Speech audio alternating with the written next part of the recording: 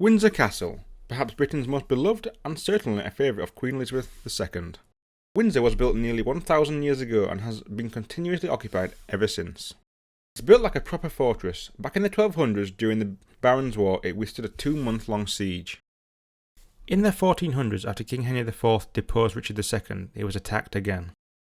This did not end well for the attackers. Britain's longest monarch, Queen Elizabeth, currently resides at Windsor Castle, being her favourite residence in London. It's easy to tell when she is home if you look at the flagpole above the round tower.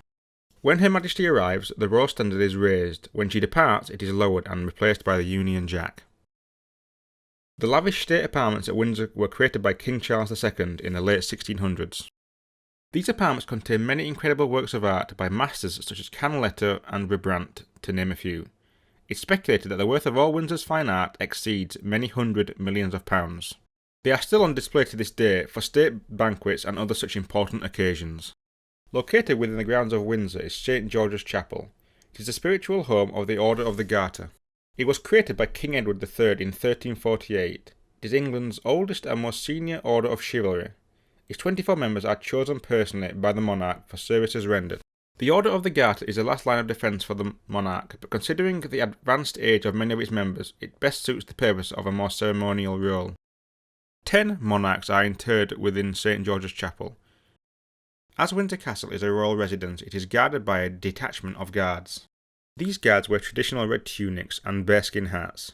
The changing of the guard can be seen at Windsor Castle at 11 AM every day throughout April, May, June and July. They are active soldiers who are temporarily granted the honour of guarding the monarch. But perhaps most interesting, it is the home to the world's most elaborate dollhouse.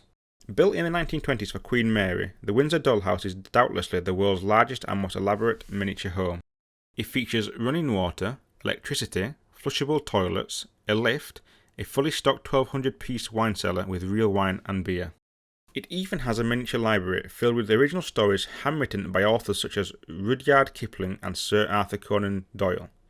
It took around 1,500 artists and craftsmen to complete each component. Windsor Castle was never bombed during World War II.